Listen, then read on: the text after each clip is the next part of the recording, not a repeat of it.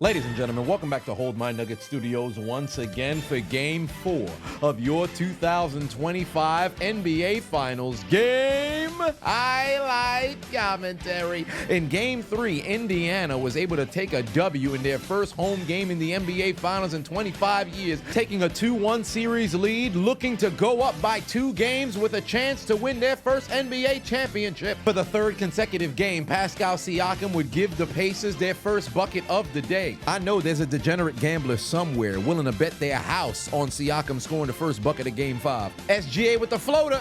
In the first quarter, both teams would go on individual runs. Hal Cater for 3 as the Halliburton would galvanize the Pacers to an 8-point lead, but then that bald skinhead Alex Caruso and his friends would go on a run of their own, and they'd close out the first quarter only trailing by 1.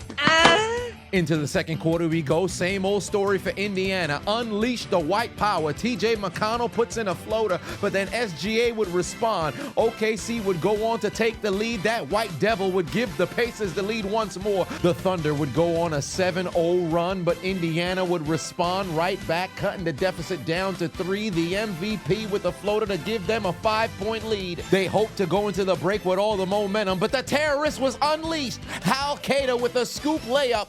Osama bin Burton would put the Pacers out in front to close out the first half and celebrate with his father on house arrest. Despite Jalen Williams with the Super Smash Bros. Layup, Indiana would continue the same momentum they closed the second quarter with as they'd go on a run. Miles Turner unlocking moves he can't even do in 2K. You would have thought somebody else playing inside his body. Pascal Siakam connects on a 3. SGA would put in a jumper. OKC would cut their deficit down to 2, but then Obi Toppin is unleashed. He'd connect on back-to-back 3s. The Halliburton would get another layup, and then Obi Toppin would get a put-back dunk to put the Pacers up 10, their largest lead of the game going into the fourth. But it was at this very moment that the Pacers fell victim to the very same moves that they took advantage of throughout this entire postseason. They kept playing with their food. OKC would go on a run, even up the score, and then both teams would exchange basket for basket. Nebhard would go one-on-one against Hartenstein and put in a jumper.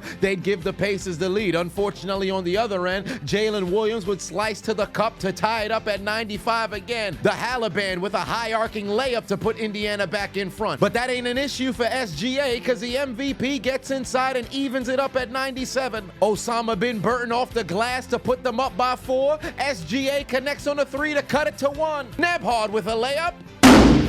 An absolute failure. Then on the other end of the floor, the MVP with a clear offensive foul doesn't get called, and OKC takes their first lead of the fourth quarter. Keep in mind, Scott Foster is officiating this game, and they call him the extender for a reason. If this is not a clear offensive foul, I don't know what is. And you can actually argue this man traveled as well. Nonetheless, the game moves forward with 2 minutes left to play. A terrible pass from Miles Turner. Lou Dort on the other end of the floor gets fouled, and he's heading to the line. He'd connect on 1 of 2 free throws, and OKC would have a 2-point lead with 2 minutes left to play. Neesmith would get another opportunity at the MVP, called for yet another foul, and he's fouled out of this game. SGA at the line would put the Thunder up by 4. Pacers fans were waiting for some sort of fourth quarter magic, only to find out Benedict Mathurin was nothing more than a Benedict Arnold. Mans went to the foul line, and he bricked not 1, but both of his free throws.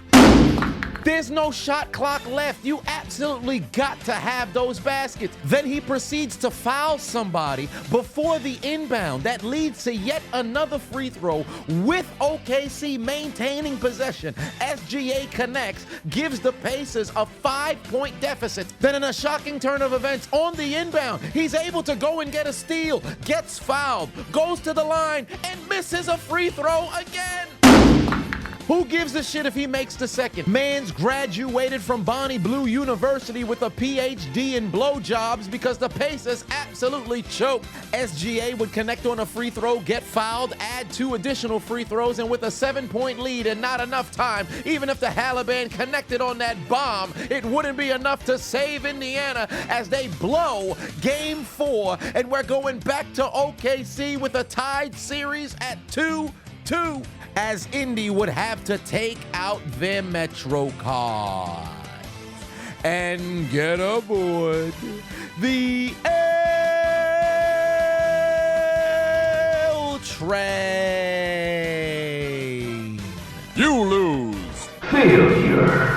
What's for dinner? Fresh hot ales. It's over. You lose.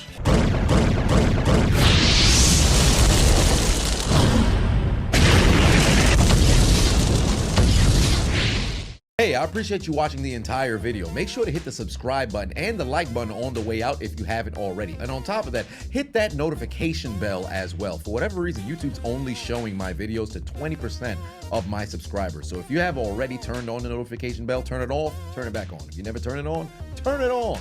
I appreciate you.